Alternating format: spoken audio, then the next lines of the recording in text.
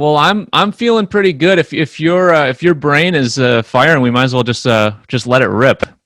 Let's rock, bud. Cool, man. I know you're a big vintage 90s NBA basketball fan, so I wore my most vintage sport jersey I have. It's a 1970s Stevens Point, Wisconsin Pacelli High School basketball jersey. Hell yeah. Were you on the basketball team? Well, this was from my pops' era. My pops was a skinny little baller way back in the day, but I played in high school and I played a year in college, which was an overachievement for a pretty slow-footed 6-foot white guy. You know what I mean? You know, I tell you what, you better learn how to shoot. I was a bomber. I let it rip. You know. Hell yeah.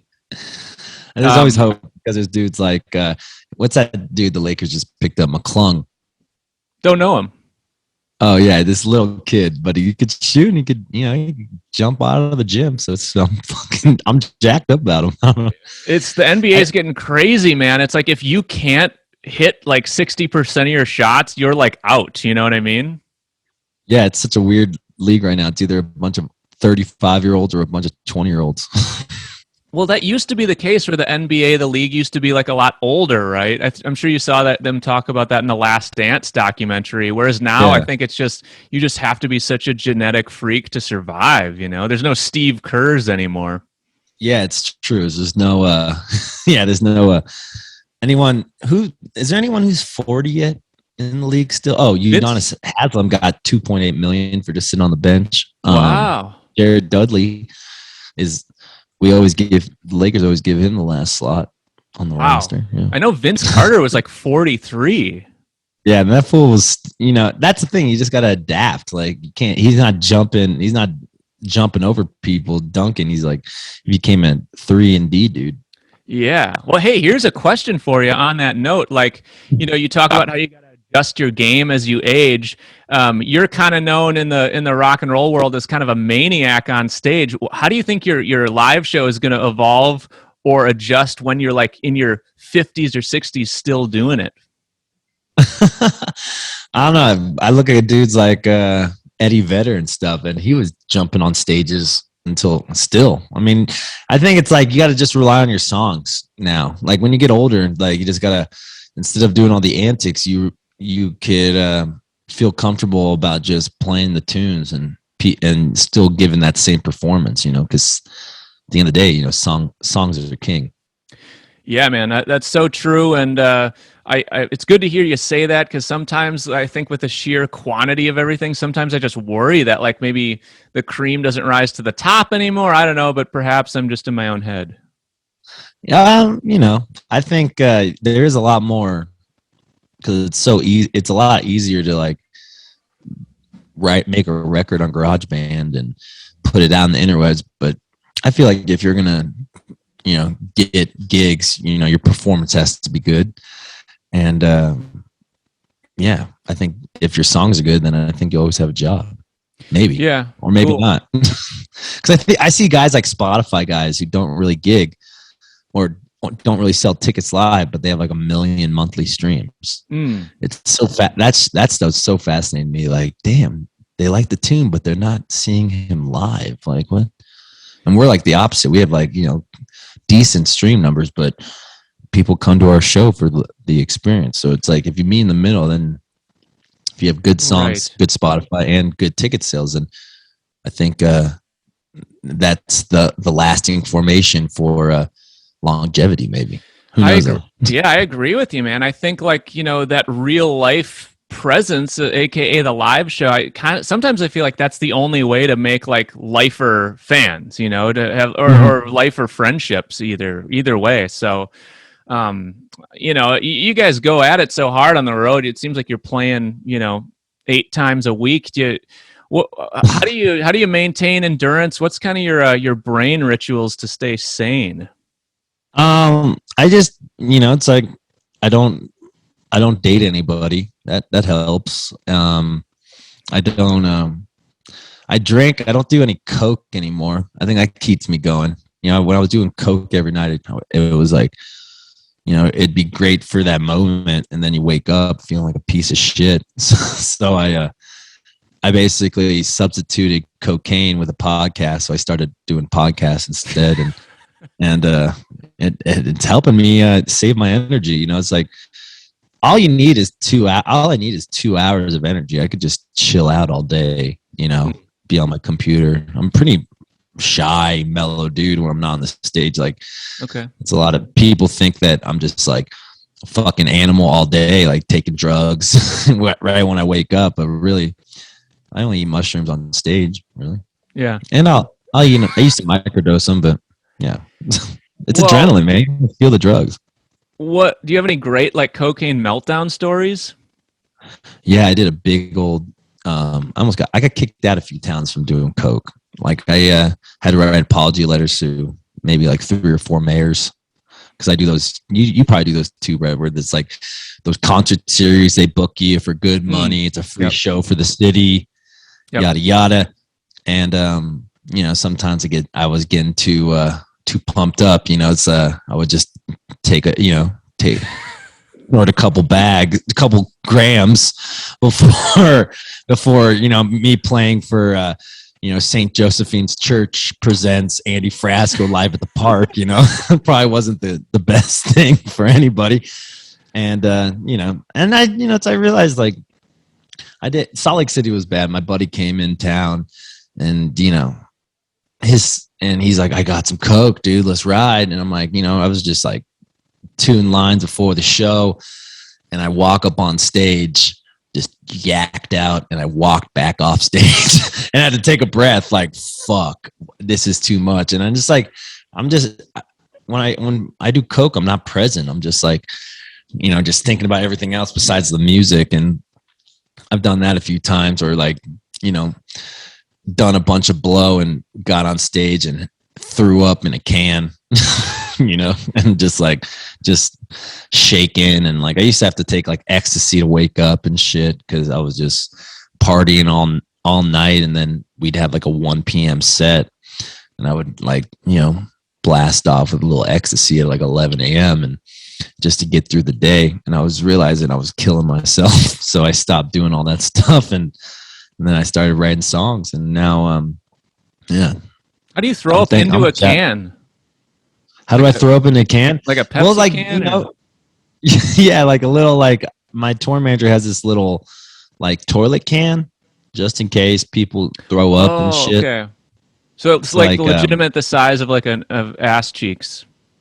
Yeah, it's like Oscar the Grouch looking, but you could throw up in it.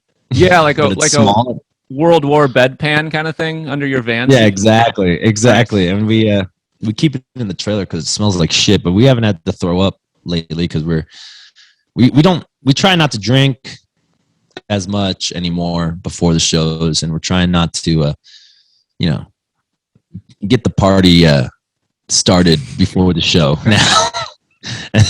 And I think that's helped us, you know, answering your question before, how do you keep it going?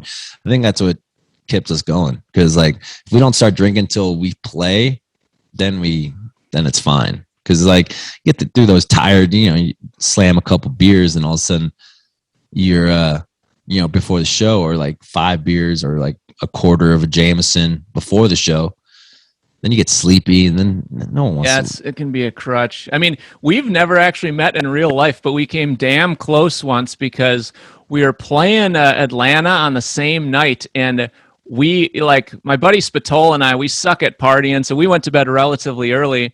Meanwhile, we hear this rager of a party roaring downstairs. It sounds like World War IV, and we go down there, and you guys and your whole band are staying at the same house, just like partying it up with the hosts. And like we had to get up at like 5:30 in the morning to like go drive to play somewhere in the deep south, and we were like climbing over all your dead bodies. Oh, dude, Polly's house? Yeah, Polly's. Were you staying at Polly's house? Oh, yeah. You did the house. Oh yeah, you're a rock boat dude, aren't you? Yeah. Yeah, okay, that makes sense. Yeah, Polly, yeah, we were raging. They always, you know, we'll sleep at their pad. That was so funny. They were double dipping. They had you guys, and then you had that concert at their house, and they couldn't make it. But, like, you could still crash the house, and we rolling in like a fucking bat out of hell, and you were sleeping in like the kids' room or something. Yeah. Right? I was, and you were face planted, face first into a leather couch. Yeah, so I'm always the guy on the couch. That's my MO, or sleeping in the van or something. That's huge advantage if you're good at sleeping or good at napping. I don't know how you become a full-time musician if you're like not good at sleeping, because you just got to take what you can get where you can get it. Yeah, no, I'm on that Michael Jordan regime or method where I only need 4 or 5 hours of sleep and I'm good. Some people don't need a lot of sleep. That's wild, man. So you're like alive, like probably like 5 years longer than I'll be alive, just by sheer being awake. Yeah, just by being awake. I don't know if I'll last. I think you're gonna last till you're 100. I'll probably last till I'm 40, but it's all good. Maybe I lived a little more than that 40 years.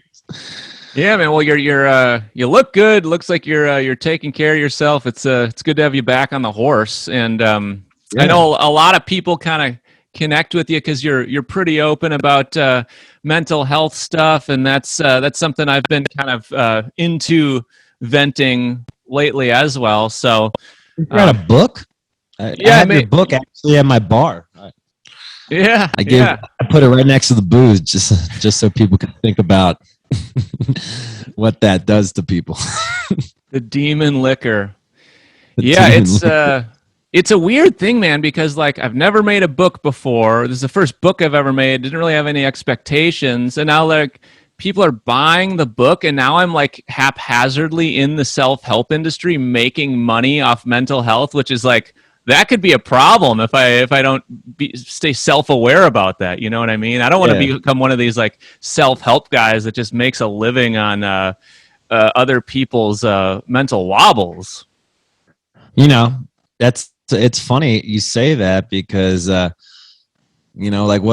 sometimes I'm afraid to write a book this young in my life because it feels like it's pretentious. Do you ever have people gave that opinion to you? Yeah, I feel like music for me is much more self-indulgent than the book, because the book I made for other people and the albums I just make for myself. Mm-hmm. Oh, it should be the other way around. You think so? Well, it's not a memoir. If it was a memoir, then yeah, maybe it would be more like self-indulgent. Yeah. Okay. So when you're writing self-help books, see, that's the thing. Like I talk about mental health because I'm trying to help myself, So it's like, I don't know enough about, mental health besides the stigma. So like for me to talk about it is basically me like saying, I don't know anything about this and I need to get this anxiety under control. So maybe I'm selfishly doing the mental health stuff for my podcast so I could learn from it. Yeah, man. I think there's something to that. Like people do want to hear what's going on in other people's inner monologues, and mental health experts are great and everything. And there's a million of those. But I think a lot of times at the end of the day, people want to hear what's going on in non-experts' brains. You know what I mean? Because they're almost more relatable. So yeah, I mean, I think venting the inner monologue on air can be really useful to both sides. Right. And it's important to like be on a process with somebody who is just learning too. I feel like you learn more when both of you are learning and not like some doctor telling you you're fucked up. It's like you're fucked up. It's better if the people who are struggling with the mental health actually talk about it. And it's so weird that people are afraid to talk about their brains because they talk about like their weight loss or they talk about their other struggles. And I think the brain should be one of the most important things because those are the brain will really fuck you up. Yeah. I mean, that's the launch point for everything, and the brain definitely attacks you just like your heart does, and that's not something people talk about. Oh yeah, for sure. I mean, yeah, dude, like being in love or getting your heart broken, I mean, that is like the worst heart attack and brain attack at the same time. What was the worst heartbreak you ever had? I mean, the most like, I guess most recently, like just splitting with like a long-term partner where both sides are really in love with each other, but other factors kind of played played a role in the split, and that was brutal. But I mean, what happened? You cheat on her, or she cheat on you? No cheating. Just logistics, forks in the road, kids, things, life. I mean, that could be that could be a full monologue. But I guess the most heartbroken I've ever gotten in like a funnier way was flying all the way to Australia to visit my girlfriend years ago, and then her breaking up with me right when I got there. That was pretty. That's funny at this point. That happened to me. I flew to Italy when I was 19. This is why I've never had a relationship. I flew to Italy blindly thinking that this girl was going to marry me, and I thought she was going to save me because she was like Christian and like prude and virgin. I'm like, yeah, this is the chick I need. I flew to Italy because in my head I thought she was going to marry some like bullshit Italian dude, like not bullshit Italian dude. I love Italians, but bullshitter. I know a lot of Italian dudes are bullshitters. I'm like, it's over for me. And so I ran over there, proposed her, and she broke up with me. She's like, I don't love you that much. I'm like, well, all right, good enough. Thanks. Yeah, that's good medicine. That's a net gain for you in the long run, Frasco. And you got to put your dick out there. Like, take risks. Right. Metaphorically or literally? Both. I don't know about like it's like, I don't know, I've never ever since then I've never that's a lie. I've traveled for women, but yeah, it's a strange heartbreak for me is different because I never commit to anyone. I never give someone my heart besides the business I'm in. So like the most heartbreaking thing is probably like losing I've been dropped by like 5 record labels, and the first 2 were pretty heartbreaking because I thought it was over, and I realized it's not over. This is just business. Yeah, the music industry is a sham anyway. But I mean, talking about being in love, and I think one of the worst feelings ever is like being in love and then like just watching your phone waiting for a girl to text you back. To me, that is like the most pathetic feeling. I'm like checking my phone like 10 times. Yeah, just brutal. Yeah, that's not good. And it's also not keeping you present, because you're just focused on, you're living on a phone. Are most of your relationships like via text messages, or is it? I try to pick up the phone and make calls, but you know how it is early on in a relationship. If you're just kind of dating or feeling somebody out, maybe it's more text based. You ever get anyone pregnant? Yeah, it's got to be hard for everybody in that situation. This is why I'm getting a vasectomy. I just told my manager this today. He's like, don't get a vasectomy. I'm like, I got to get a vasectomy. I have to. Yeah, it's time. So I'm so worried about having a kid that I'm not living presently in a relationship. Okay. It's like, that always is what fucks it up. Like, what if I get this person pregnant? And I shouldn't be thinking like that. I should be like, what if I actually fell in love with someone? You must really hate Jimmy hats, Frasco. I mean, I like Jimmy hats. They're just expensive, dude. They're like $3 a piece. Well, I guess having a kid is way more expensive, but they're legit. Like I was like, damn, $9 for this is why people get pregnant. They're too expensive. They're expensive. Condoms are fucking expensive, dude. Golden condoms. What is going on out here? Somebody's got to come into the market and bring the price down. I don't know. Yeah, exactly.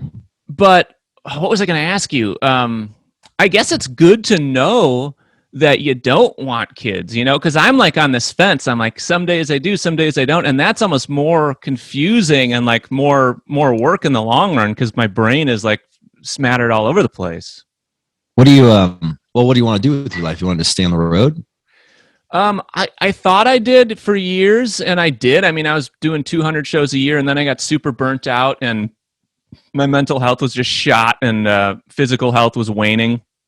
And then, the COVIDius happened, and that was like mentally probably the best I've ever felt, outside of a few minor hypochondria worries of catching the COVIDius. But Yeah, man. I mean, I don't know. I'm going to be a full-time musician for life, but I love like little side projects. I loved making this book and doing the pod and all that kind of stuff. So, it'd be great to be able to do like 60 to 70 really amazing shows each year and not, kill myself on the road 200 times a night, 200 times a year. What about you?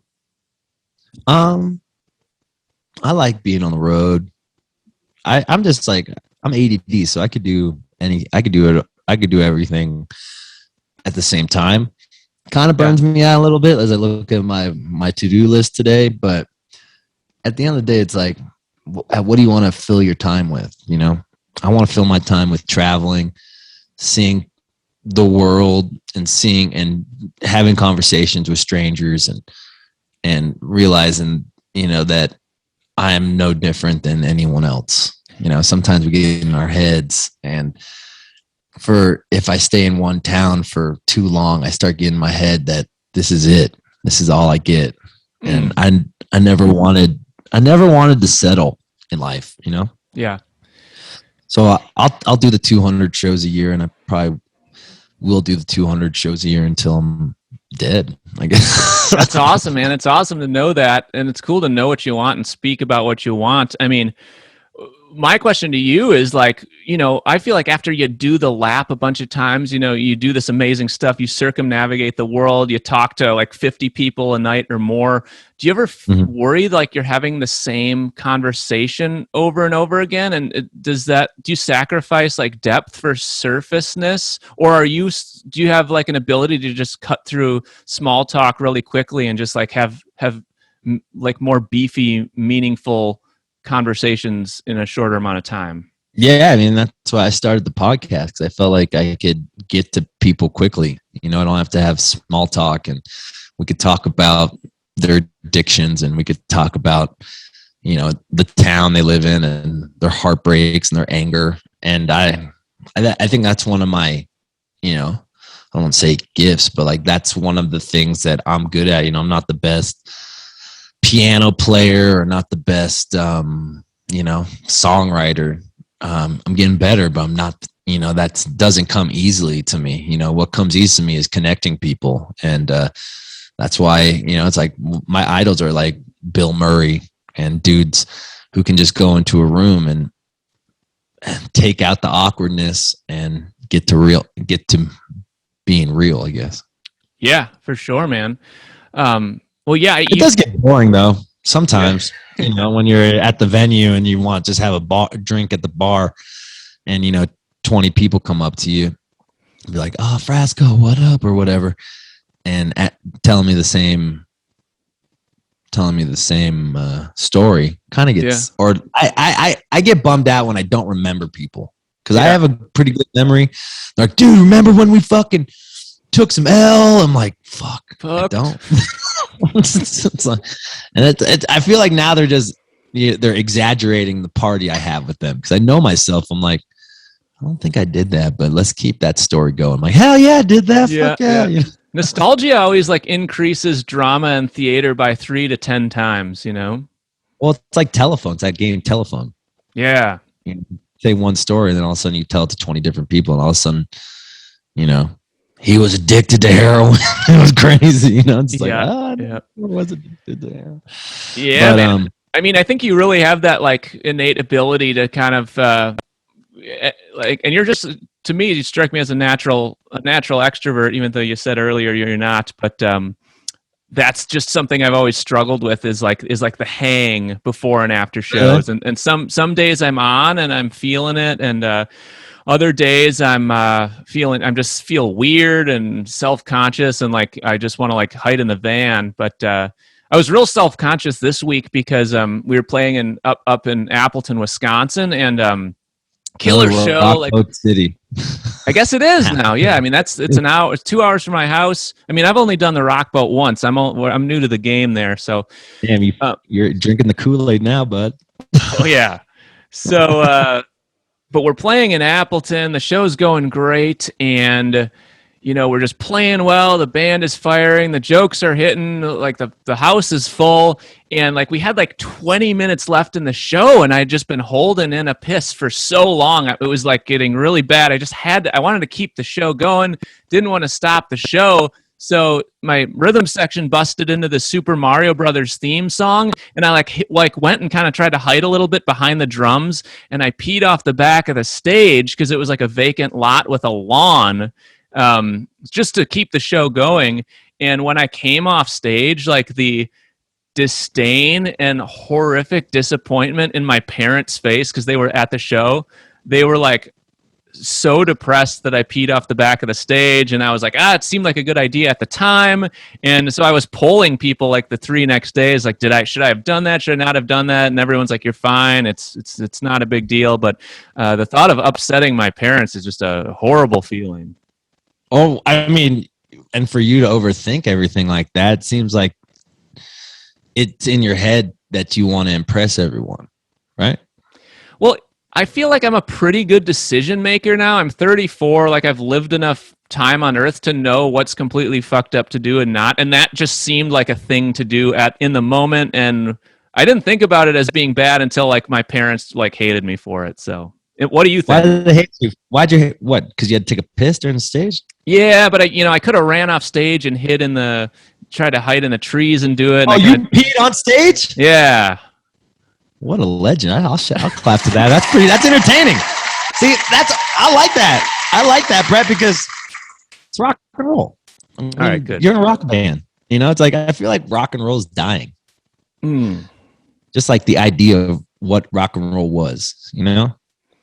It feels a little bit out. I don't know, man. As long as I've been What, did you like take your dick out? No, I didn't Jim Morrison the people. That would be savage. Yeah.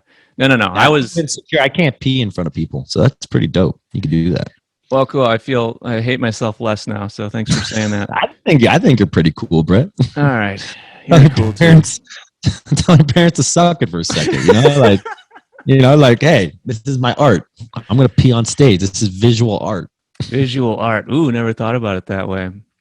Yeah, man. My buddy, go ahead. My buddy, Mike Dillon. You know Mike Dillon? No, I know Mike Ditka. I love Mike Ditka. Mike Dillon is like this percussion player who's played with Primus, and he was in an old band called Billy Goat. This is when he was doing heroin, so I don't know but he would take shits on stage. No shit. And he got banned by a lot of venues, but I thought that's pretty entertaining. Like, look at guys like Guar. They come on stage. They have fake cum. Oh, so they like fake jack off and then... They fake jack off and they have this cum that blasts the crowd. And it's like incredible. This sticky... Oh, it's amazing, dude. I see, I love art like that. Like when I was a kid, I used to love puppetry of the penis. Like these dudes who could just like take their dick out and just like turn it into a dove. Or like, this shit is tight. I love visual art. I mean, maybe because I grew up in theater and shit, but check this out.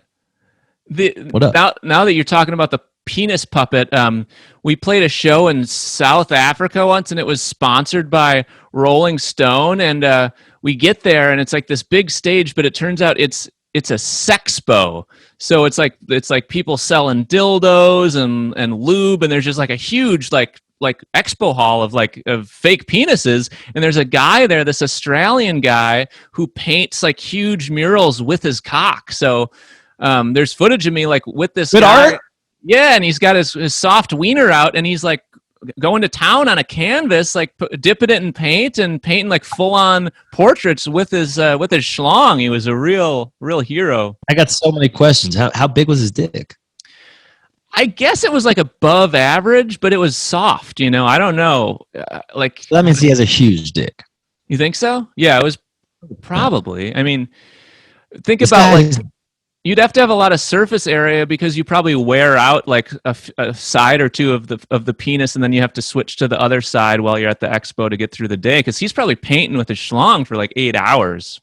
Oh yeah, I used to work at a porn house when I was because I grew up in the valley, and I was like basically lived at the house that all these porn shoots were being like. They'd rent our house, and I was there. I was like the security guard or whatever, and I had to like make sure like no one stole anything. But these dudes would roll in there, dude, just dongs just flopping. And I was like, God damn, there's a lot of big dicks out there. And it's just like it's their art, dude. Their dick is their art. So shout out to that dude. I'll give another clap out to that dude making art with his dick, you know? Was it like bro porn? Did they have like barbed wire tattoos, or was it like higher avant-garde, or what are we talking about? Every shoot was different. It was like early 2000s, right before the condom law happened in California. So it was like, you know, they'd have these like $10,000 shoots where they'd rent our house for a couple G's, and then, you know, they had a caterer. They had like the craziest one I ever saw was this. I go outside, go smoke my cigarette. I saw this. It was like an Asian production, and this girl was just getting dolled up, and like they had the director. They're all, you know, I thought it was just gonna be like, oh, this, you know, like the blurry porn, like the Japanese blurry porn, and it definitely wasn't. I walked outside, and it was like these 8 dudes just stroking their dicks, getting ready to like have a bukkake on my your living room. Oh god, table. Yeah. Like it was so hard to like bring my parents to that house. Like, let's not have dinner there. There's cum everywhere. You know, like. Did you make them put plastic down? No, I mean, I knew what I was getting myself into. Yeah, but it's kind of hard to like tell your mom you live in this nice house, and then all of a sudden, hey, let me visit the house. You're like, I actually shouldn't visit. House. Yeah. So you could just be like, they would let you watch and stuff.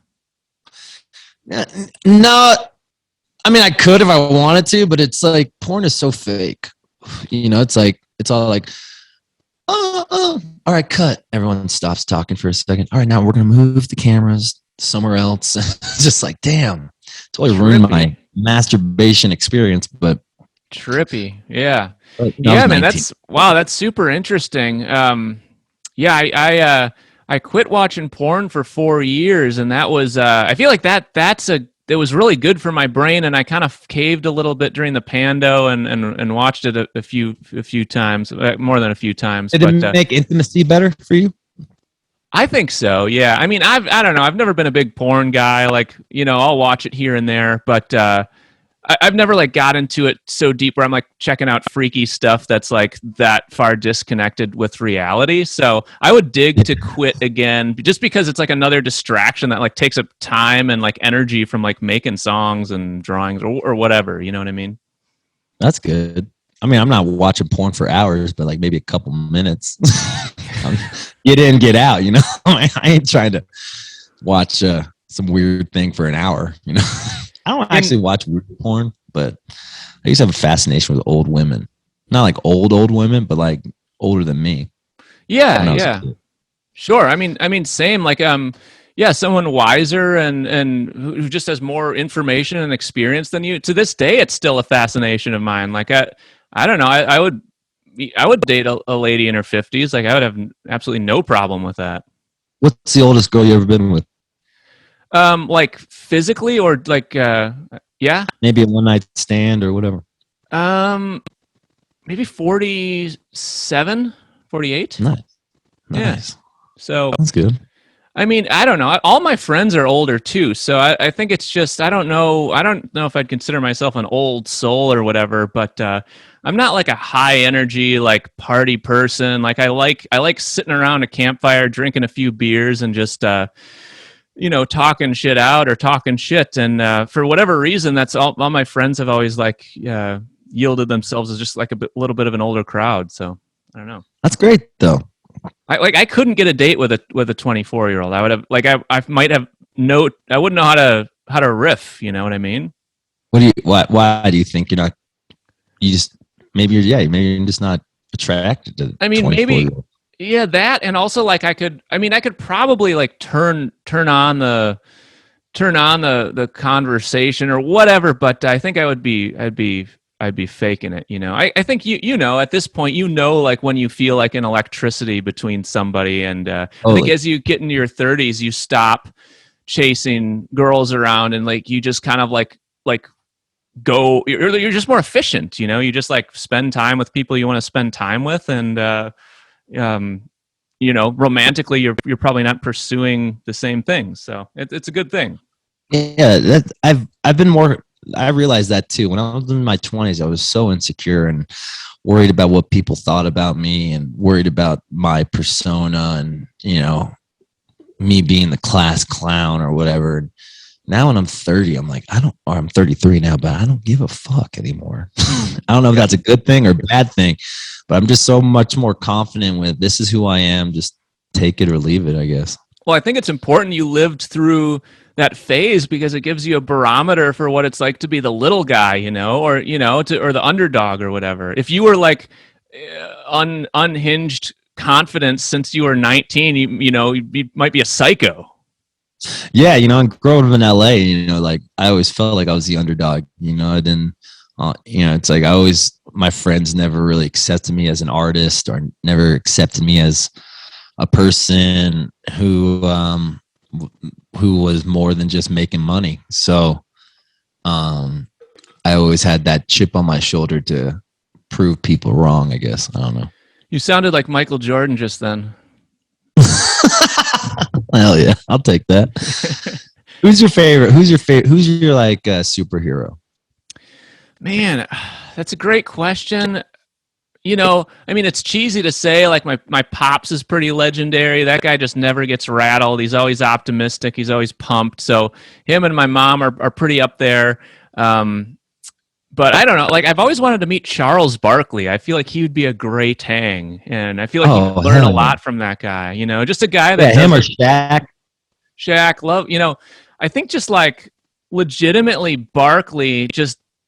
You know, a lot of people like have that character or play that on TV where they don't give a shit, but I legitimately think he just does not give a shit and just has a great time. Whereas I think Michael Jordan's probably not having that great a time. He's probably like, oh, I need to dominate some fools. I need to be on top. And Barkley's just like, yeah, you know, fuck it or whatever. Yeah. Yeah. Barkley's got like that Bill Murray syndrome, you know, but it's also hard, like being like a Jordan or Kobe or a Tom Brady, you know, Brett Favre. It's probably just hard to even leave your house because like everyone is just like, you can't even have a real conversation with anybody. Yeah, what a curse. I mean, so how does Bill Murray pull it off? Like he's kind of known as this guy who just shows up in public when he feels like it and just hangs out with strangers and it somehow works. Yeah, I don't think he just doesn't give a fuck. He just doesn't give a fuck. You know, it's like he does what he does and he knows that he needs to be out there and live, you know, a normal life. And if it takes, you know, him going to a random bar and having to serve drinks and stuff, maybe it is part of the show. Maybe he loves being the center of attention. I don't know. Yeah, you should write an essay or do a full pod on Bill Murray syndrome because I feel like that could be pretty useful to people, you know, like breaking it down and maybe how to get there yourself. I lived in Charleston for a summer just so I could try to meet Bill Murray. Are you serious? Yeah. How'd it go? I didn't meet it. He wasn't in any. I went to all his favorite bars. He wasn't there. It's fucked up.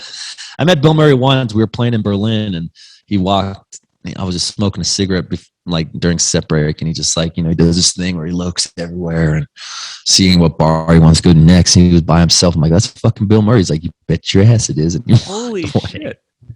Oh, he said that. He spoke words to you? Yeah, he's like, you bet your ass it is. And he just kept walking.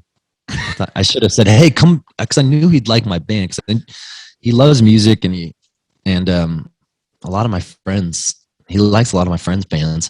And he comes out to a lot of their shows.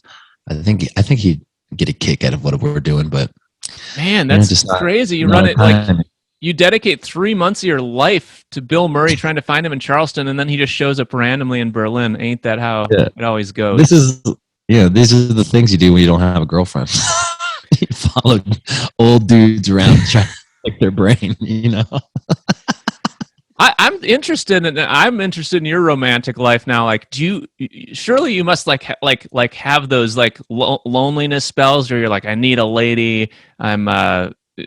Something's got to give here.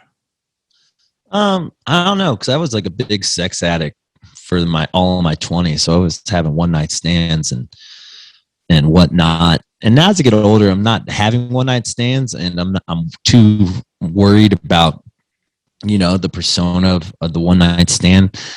that, yeah, I am a little bit lonelier, I guess you could say that. So I distract myself with more things. Yeah, but my love life is yeah, it's not existent, Brett. I'll hook up with a couple girls, you know, we'll have a fling for a week, maybe they'll fly in, maybe I'll fly someone in for a weekend. But the great thing is we always are friends after, you know, I'm not malicious or anything, and you know, I think they know what they're getting themselves into, and maybe like we luck out and we spend more time together. But yeah, I mean, I'm trying. Maybe I'll find that girl. I'm just like, I get really bored real quickly.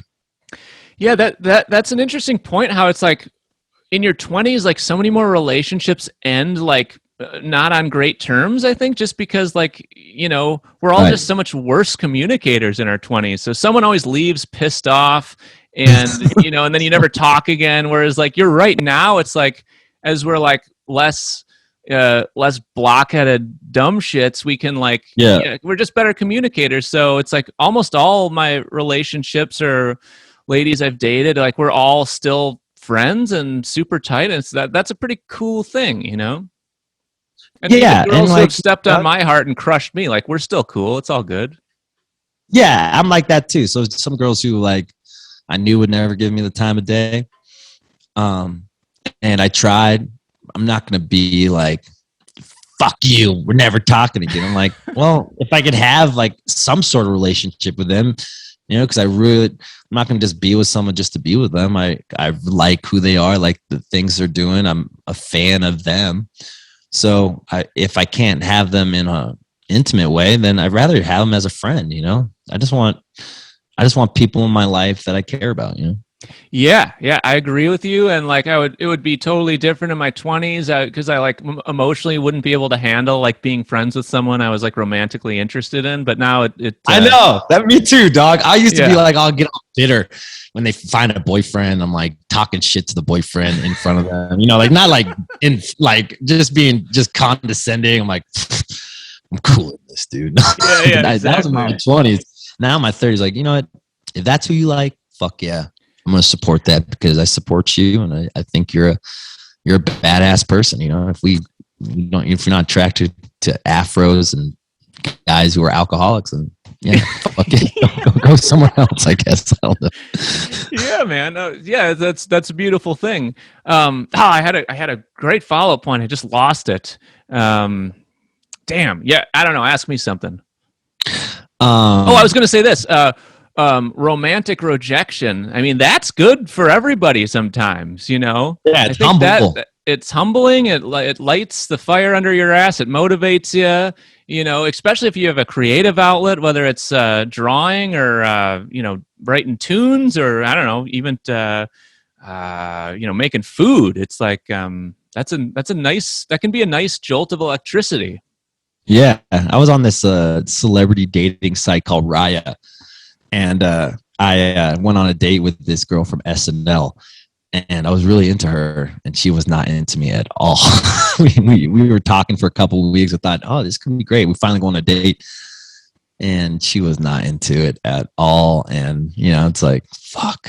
You know, you realize you slinging dick jokes or what? Why? I was like, I'm like, she took me to a play, and I didn't realize she never drank. I'm like, let's get the fuck out of here and like go to a bar and get to know each other. And she's like, all right, cool. And she's like, I'll take water. I'm like pounding because I was so nervous. I wasn't doing dates. It was like, I've only done a couple of dates, you know, with the intention of getting to know someone because I'm on the road so much that like I only have like 30 seconds to get to know somebody. And before I leave the bus, before I leave town or anything, then we're living on text messages for a year. Until I meet them again, because I'm not in town. I'm only in town once a year, and so it's that tension or that tension throughout the text messaging, and then when you finally meet and realize, oh fuck, she doesn't like me. Yeah. When did you know? When did you know? Like how? Oh, right away. Yeah. I thought I was, you know, she's a comedian, so I thought I was gonna be like, you know, I think I'm a comedian, but I'm not. You know, when you hang out with people who are actual comedians, and like, you know, you throw some some one-liners, and you realize they're not as funny as you thought they would. And I'm like, yeah, we're not clicking, aren't we? She's like, yeah, I'm gonna leave. I'm like, all right. So she was a cast member. Yeah, you could bleep that out if you want. But it was cool. She was cool, and we never talked ever again. But at least she gave me the time of day. She's way more successful. Tell me about the celebrity dating sites. Like, what do you have to do to get on there? I've never heard of it. Oh, it's so pretentious. It's like they just look at how many people you have on Instagram and stuff and see if you're pop. It's totally LA, dude. But like, it's like a lot of like Instagram influencers and stuff who I'm not attracted to really. I mean, like their personalities are just like really dull, and maybe my personality is really dull. Maybe I'm one of them or something. I don't know. But yeah, I got off that. Now I'm on a regular dating site, which is just as bad. Dating sites are horrible. It's not good for morale. I mean, especially if it's like based on how many followers you have. That seems like the phase one on your path to suicide. Yeah. Well, like I'm on this other dating site, Hinge or whatever it's called, and it's a lot of my fans, and it's like they're like, I can't believe you're on this. I'm like, oh fuck. It's like, or like when you look at the info of the person, like, I love String Cheese Incident, and I love like all of the bands that I play with, so they know who I am, and they act cool like they don't know me, and I'm like, fuck. So do you think like if someone likes what you do, like work-wise or artistically, do you think that's like kind of just a no-go zone because the dynamic is too strange? No, I think it's what I do. It's all I know is what I do. So like, I just don't like the idea of like faking a flirt to get someone closer. Just to be like, you know what I'm saying? So it's like, I just like, I'm a complete transparent person. I'll talk about whatever, and we'll have conversations to go wherever. And I just don't like fakeness. It feels like the whole dating thing, like the whole fishing for a boyfriend or a girlfriend is kind of fake, because everyone is putting on a costume to impress what they think is impressing them.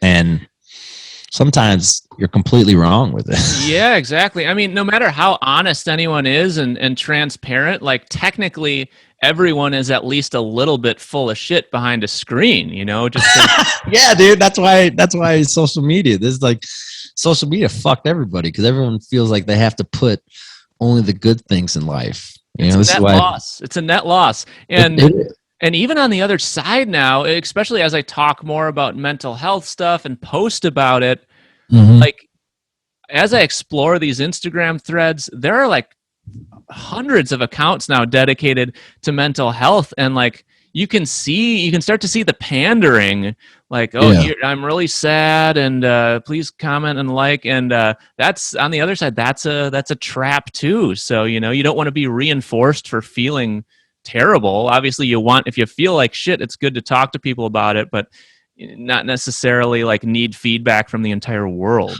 Yeah, I mean, I like when people talk about their depression and stuff. You could tell when it's genuine versus just putting content out. Does that make sense? Yeah. I mean, I think people are genuine about it. It comes out versus someone who's just trying to say that stuff because they don't have a picture that they or whatever. Do you intentionally follow any like really cringy accounts just to like keep a barometer of what not to do? No, because they get me sad, dude. I'm like, damn, people but like, I don't know. It's like I've been trying to get less and less on social media. Like I stopped like watching Facebook. I like pictures, so I'll go. I like going on Instagram and stuff, but yeah, I can't do that. It's so hard for me to like not, because I'm like a sponge where like I absorb people's feelings heavy. When people are sad in a room, like I could feel when a room is not feeling it. I could feel when a room is feeling it. Like I think that's one of my superpowers as a frontman. It's like I normally don't have a set list, so I could kind of see where the room's at, feel people's emotions or whatever, and I could rearrange my set to that. It's just it's I feel people's feelings so much that when people are sad, I start getting sad, and I start getting self-loathing, and I start getting heavy with them. Yeah, that's a lot. It's really heavy, and like that's maybe one of the reasons why I'm afraid to have a relationship too, because I don't want to feel all the bad stuff. I just want to feel the good stuff in a relationship, and the bad stuff is what makes a relationship grow stronger. Yeah. I mean, the meltdowns really bring you together. Hell yeah. Shout out to meltdowns, dude. do the clap effect for that one. Shout out to meltdowns. Let's go. Let's go. Yeah, you hear people say it. It's like no lull goes unwasted or whatever. There's always something to be learned or gained from the troughs. And I've said this on the pod before. I don't know if you ever got into the band AJJ. They were formerly called Andrew Jackson Jihad. They're like a satirical folk punk band from Phoenix, and they're just one of the best lyric writers of all time. And he's got this song goes, and they kind of can't really sing, and it's all kind of ramshackle. And it's like the lyric is, "I will always appreciate bad days like this, because it grants me a point of reference in regards to my happiness." So, yeah, it's a great quote and great band. Check it out. The album is called "Can't Maintain," and that album was wildly medicinal for me in my mid-20s. Oh man, I'll check it out for sure. Yeah, man. Anytime you can make people laugh and cry in the same song, that's a victory. Well, that's why I love Dave Chappelle, because he could talk about the deepest stuff. You could smile about it, and you could think about it, and you could cry about it. And that's like my goal as a musician. I want people to laugh, I want people to cry, and I want people to feel at our shows. And that's why I've been talking about my mental health, and I've been talking about all how we could come together in our tunes. Plus, I'll also throw a punk rock show and get people crazy, and I want people to have a full experience every day in life. And if I could do that for an hour, if they come to my show and they could feel that for an hour or two, then I feel like that's my purpose in life. Yeah, man. I mean, like you pay this. You talk about that empathicness where you feel everyone's sadness, and you kind of pay a fun tax on that because that's brutal. But on the other end of that, like if you didn't have that, you probably wouldn't be able to do all this sweet stuff and write good songs. And so it's on the other end, it's a big net gain. Yeah. Amen, bro. Amen. Yeah. Andy Frasco, I love you, man. I love you too, sweet dude. I can't wait to see you in real life. When are we going to play some shows together, bro? I'd be honored. Let's do it up. We'll tee it up. We should do some like fake beef. Like, like Tupac and Biggie. Yeah, more beef on the grill. Wisconsin versus Colorado. Bring your basketball. I'll bring mine. It has to be basketball related. Maybe we know what we should do. We should do like I'm just spitballing here, but we should do a basketball podcast. Two musicians just talk basketball once a week when the season starts. I would love that. I would like a 30-minute seg. Super into that. Yeah, or if it's 90s NBA, but we could do modern or all NBA or all sport. Well, okay, so 90s. You're a Bucks fan or what? Yeah, of course. Always. Even when it was like who were the homies on the Bucks in the 90s? Vin Baker. And Baker. What about, was Keith Van Horn on the Bucks? Yeah, I loved Keith Van Horn. Yeah, he was on them when they were in their worst era, I think. Oh yeah, they were trash. But they had they had Ray Allen. Well, that's when they were money. Yeah. Cassell. But they weren't doing shit. I mean, they got to the playoffs, but they didn't do anything after that. Well, they've sucked forever, ever since I was alive. But they had that run with Big Dog, Ray Allen, Sam Cassell, where they got to the Eastern Finals, Eastern semis, and then they lost to Allen Iverson. But other than that, it was like the Todd Day era. That was the year that nobody. That's when the Sixers played the Lakers, right? I think so. Yeah. Yeah. Mm-hmm. Yeah, I loved Nick Van Exel. I loved Eddie Jones. Those are my guys.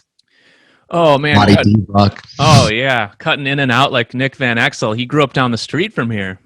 Oh yeah, did he go to Cincinnati? Oh, he's a Milwaukee boy. Racine, I think. Yeah. And then he went to Cincinnati and started killing it out there. Yeah. Or was that Eddie Jones? I think Eddie Jones went to Temple. Yeah, and then Nick went to Cincinnati. Maybe that sounds right. Yeah. Eddie Nick Van Exel played for, I think, Racine St. Catherine's, who was the team that beat us to go to the state tournament in high school. It was we got dunked on like 9 times in one game. How does it feel to like be so close to Chicago and not root for Chicago? I feel nothing. I mean, Chicago, they break into my car every third time I'm down there. So no disrespect. I've had great times there, but I don't really feel anything like. Talk your shit. Fuck Chicago. What are you gonna say? What are you gonna say? I'm sick of getting robbed in Chicago. Yeah. So. Yeah, we've been robbed in Chicago. We've gotten our van broken into twice now in Chicago too. Yeah, right in the 5 corners of Wicker Park, too. There's like a security guard right there. He's like, man, I don't know. I didn't see nothing. I was like, damn, you were right. How do you not hear glass break? Yeah. They're getting good at the smash and grab, Frasco. Well, we should get better at it, too, then, bud. That's how we should just take over the music industry. Smash and grab. Smash and grab. That's the name of the pod. Well, I love it, man. You got any projects you want to punt before we sign off here? Yeah, I got my podcast, Andy Frasco's World Series podcast. I have a tour. I'm going on tour for 3.5 months, starting Thursday. Who's supporting the tour? We're doing a talent show, so we're having local people who, whatever they did, whatever new trait they learned in quarantine, if they want to sign up and do it in front of a crowd. Holy shit, you're a genius. That's a great idea. The Gong Show, so hopefully more people sign up. We've got like 40 and we need about 55 more. But and then I got my shit show we're doing on Twitch. Season 3, we're writing season 3 now. That's coming out in the winter time. And then I do the dance party. The online dance party is crazy right now. We're getting like 300,000 viewers for dance party. And they just watch me just take drugs in my buddy's living room, and I dance with them via Zoom, which is such a random concept. But quarantine, I can't. Quarantine's crazy. That's like all these crazy ideas I had because you're thriving in the Pando. I make quarantine my bitch. That's right. Yeah, you have to. It's like all the it's like I just took advantage of all the things I always wanted to do, and I never had time to. We should take advantage of the things that we want to do when we have the time, because we're going to look back and realize, oh, fuck, I wish I did that. Yeah, no regrets, Andy Frasco. Well, you're living it right, and we'll keep it going, man. Much love, much respect, and we'll see you in Denver. My cousins live there, so I'm there routinely. We'll we should get you guys to open for us if you want. Let's do it, man. All of my people call your people.